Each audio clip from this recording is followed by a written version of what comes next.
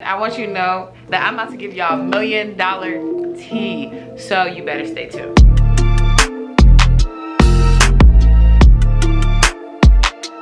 How you guys? I like my glasses more. I'm putting these glasses back on. I don't care.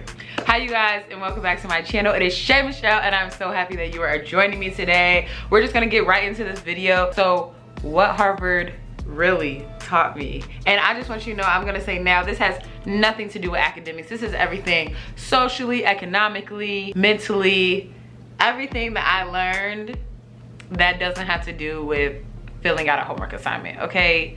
Even though I might have learned during these homework assignments, this is everything else that I figured out. Let me get comfortable. The first thing Harvard taught me is you cannot listen to what people say. You can't take it to heart. And so what I mean is Harvard is filled with people who say, oh my gosh, I'm failing this class. And failing is a 90%, okay?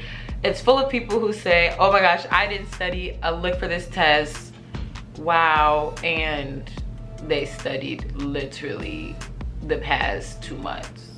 They studied before they even got here. They looked at the syllabus before school started and we chose classes, okay?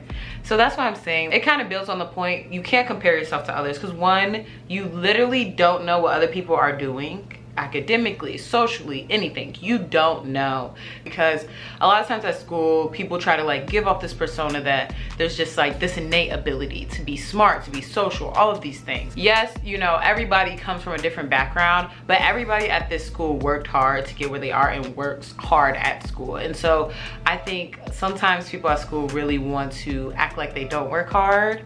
And so that's when all the comparing starts. And you're like, oh my gosh, how did this person not study an ounce? But I studied for literally the past week, like at any point I have free time, and I literally like failed or something like that. I got a B or I got a C. And so that's what I mean, like you actually cannot listen to what other people say, and going off of that, you cannot compare yourself, because the moment you start comparing yourself, the moment you fall into this like little hole of just making assumptions.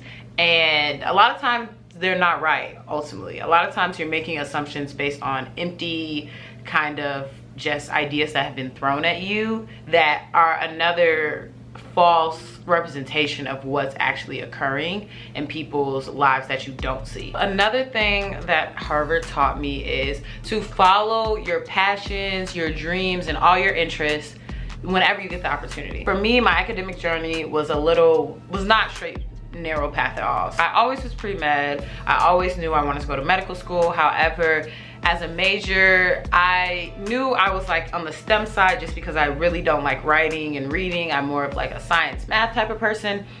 But I didn't quite know what major, although I did come in knowing I wanted to be engineering.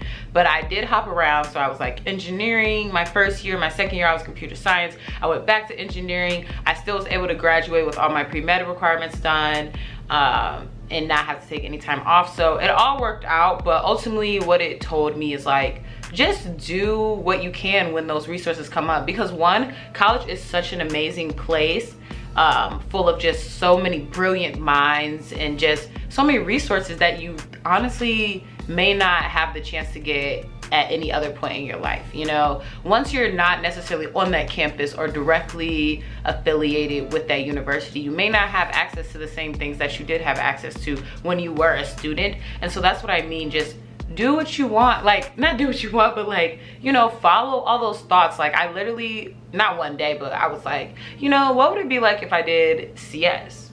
And so I did it. And you know, I'm so happy that I did it, because now I'm living with no regrets. I'm not living being like, wow, what would have happened if I did computer science? What would have happened if I did a major or concentration in computer science? Like I don't have to, you know, live with that ongoing thought in my mind, because I tried it.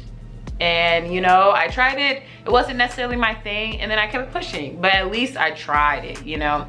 And so another thing is like, I really did a little bit of everything. I did research in a microrobotics laboratory, and I was like making this sea star. That's a whole nother story. I would just say that just do where your heart and mind takes you just academically, because in all honesty, the moment you leave this campus or the moment you're no longer a full-time student or however it is at whatever institution you're at, you just may not have these resources that are literally once in a lifetime, and also the connections that are, again, once in a lifetime. And then building on connections, another thing I was gonna say, y'all, is do not take people not answering your emails personally. I know for me, I'm a person, like, I email you, I text you, like, answer me back, like, why aren't you answering me? But literally throughout the years, I've had so many different conversations with so many different professionals, and it's like, they also tell me about their own mentoring situations, and basically it's just like, everybody's busy, you guys, and 9 times out of 10 in college, you may think you're busy, but you're not that busy, you know? And so people in the actual professional fields are extremely busy. And so I just want to say, at least from the different people I've had a chance to talk to and the different advice I've been given, your emails are being read, they're being seen, and if they're not something that, you know, needs an immediate reply, then they may not get a reply. But don't burn those bridges. That's like number one. Just because you don't get a reply doesn't mean the person doesn't like you, doesn't mean the person's not paying attention to you. So don't burn that bridge, because, you know, I had a mentor that once told me the story that she had somebody that said, contact me, we'll keep in touch, this, and so she continuously emailed this person and they just never responded. So then at one point she was tired of it and she was like, you know what, this person's like disrespecting me, why aren't they replying? And then sent them an email kind of like, you know, speaking her mind. And then they answered that email and said, you know, I've actually read all of your emails, and so I'm actually disappointed that you sent me this email, you know, saying how, you know, I'm not treating you right, all that stuff. And so, you know what, I hope you have a good life, I hope you have a good day. And so ultimately that bridge was completely burned. And so that's why I go to say, like, do not get offended.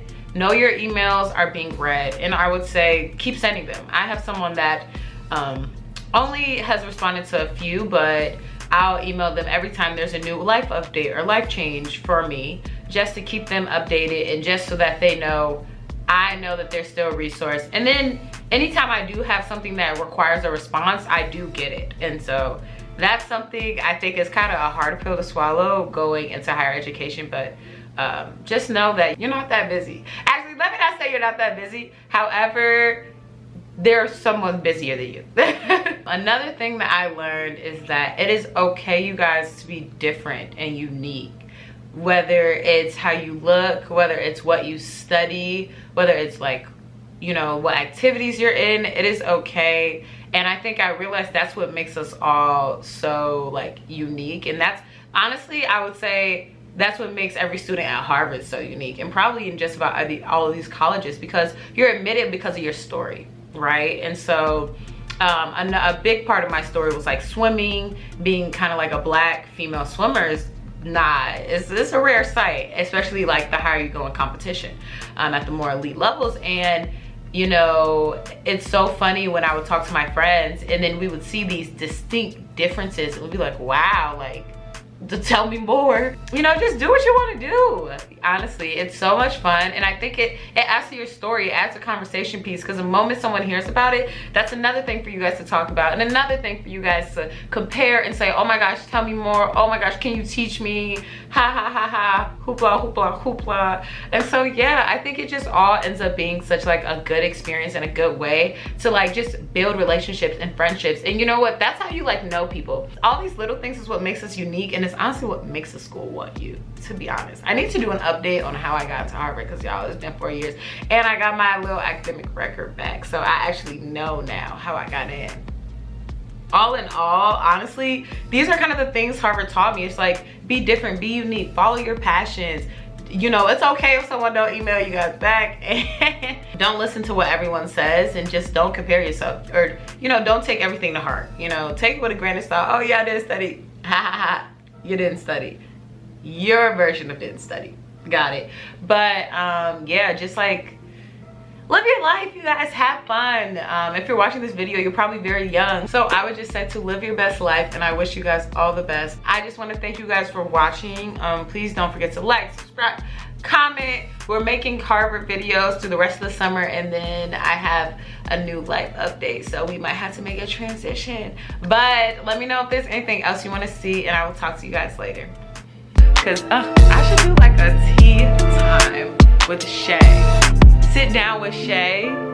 Shay sit downs. I don't know, something like this. This is my laptop because, you know, I always gotta stay ready. Okay.